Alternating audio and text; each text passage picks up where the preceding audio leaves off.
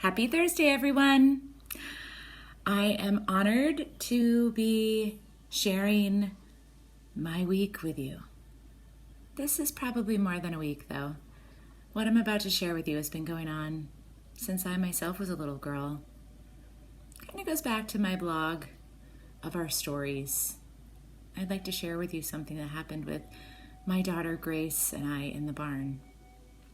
I call Grace my daughter, but she was Kim and Tom's.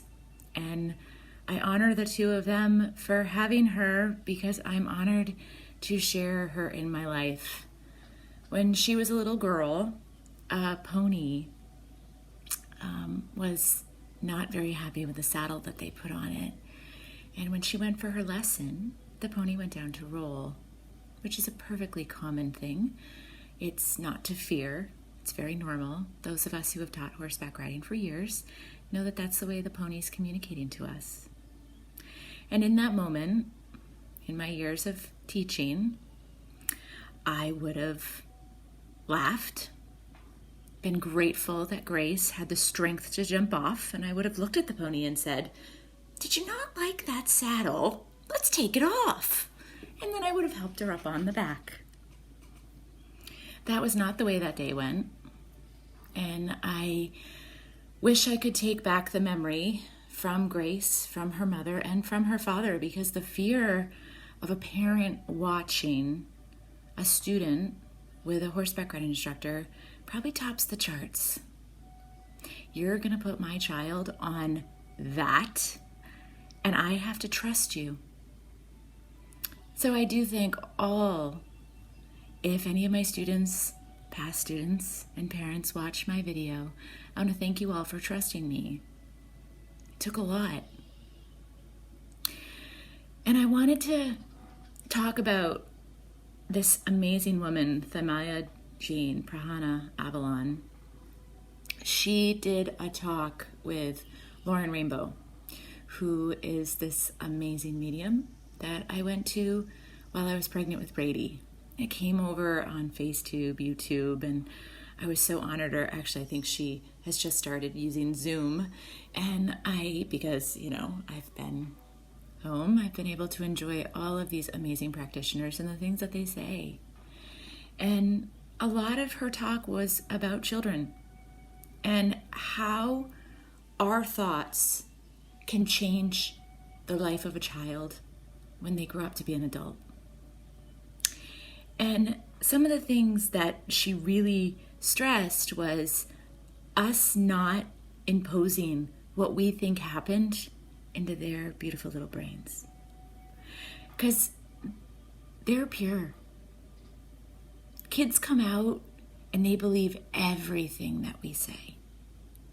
Our word is what shapes them into these teenagers, into these adults. So I would honor and invite you to hold space for a child. Instead of going down the roads that we know, because we've been there. That doesn't work. I guarantee if you ask 100 of your friends and you say, that's going to happen to you because it happened to me, guess what?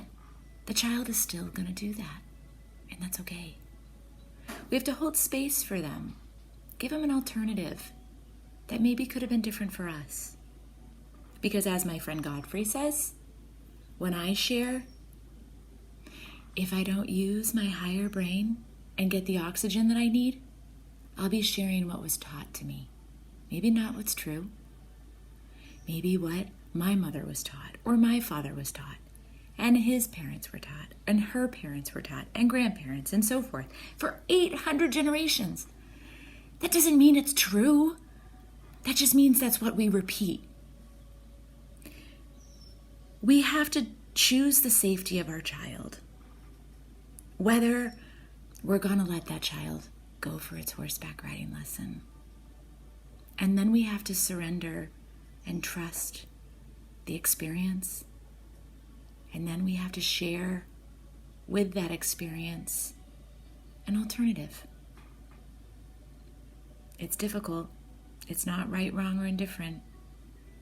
It's a choice we have to make before we schedule that horseback riding appointment, before we say yes to your child playing football, before we say yes to sending our child away on a weekend that we don't know what's going to happen there. And when we do that, we prepare before the child. It's a great start to the next level of their learning.